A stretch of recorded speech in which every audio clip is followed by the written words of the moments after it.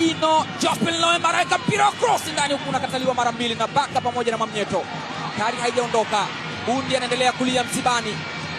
Eli Mpanzu amefinya na kukataliwa. Umiliki bado ni wa Simba.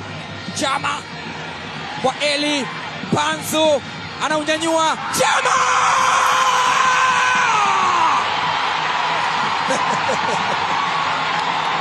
Meja Jenerali Samuel ushuhudie maajabu. Na ni maajabu yanayotoka kwa aliyezoea kufanya maajabu. Anayefurahi ni Steve Becker, anayeghadhibika ni Pedro Gonçalves. Hakuona hiki kikija. Angalia kazi ameifanya Eli Mpanzu. What a magic! Nini hiki? Nini kinatokea? Pasi ya kuchuchumia ya Eli Mpanzu, and what an acrobatic from Clatous Chota Chama. Clatous Chota Chama kwao ni Ndola, lakini anaonyesha namna ambavyo anaweza kuadhibu waajiri wake wa zamani. Ni huyu hapa Kibisawala, imepigwa kutoka Kongo na inamaliziwa Ndola Zambia, inakaa kwenye net.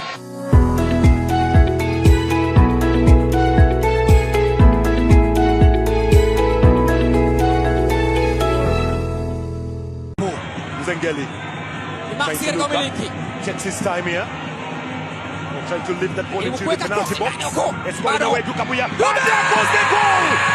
Prince Dube brings one back for Young Africans. It's not over until it is over.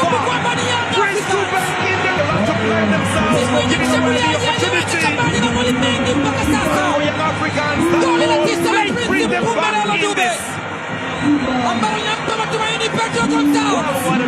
Ambalo linampa maswali ya kujiuliza wakundi wa Msimbazi Simba.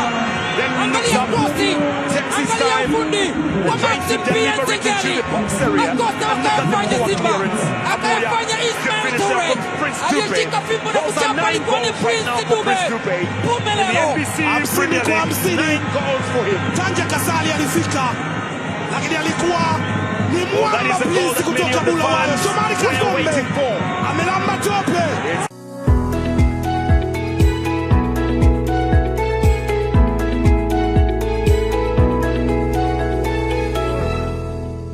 Potea washambuliaji wa Young Africans, anaekewa Depu nyuma ya mgongo wa Rushen Derrick. Depu! Kazi bora ameifanya Depu kutoka kwa superstar Laurindo Aurelio Depu. Nafasi imetengenezwa kutokea bench na shuti ambalo limetoka mguu wa kulia kutoka kwa Depu, akituma salamu kwa Tanja Kasali na kuwa kona ya kwanza kwa Young Africans.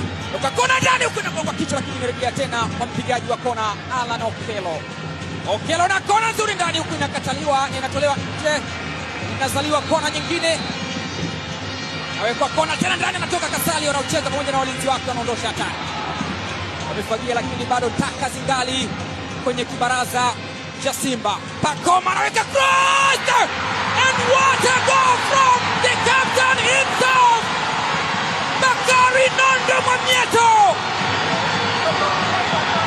Inafahamika siku zote, lakini nyundo ni Bakari Nondo Mwamnyeto, na ni nyundo inayogongelea msumari katika nyoyo za wekundu wa Msimbazi Simba.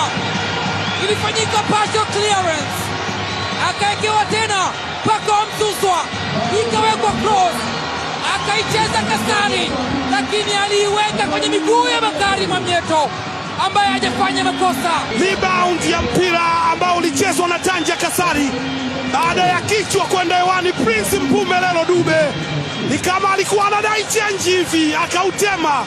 Kapteni mchezo wake wa 10 na bao lake la kwanza kwenye dabi.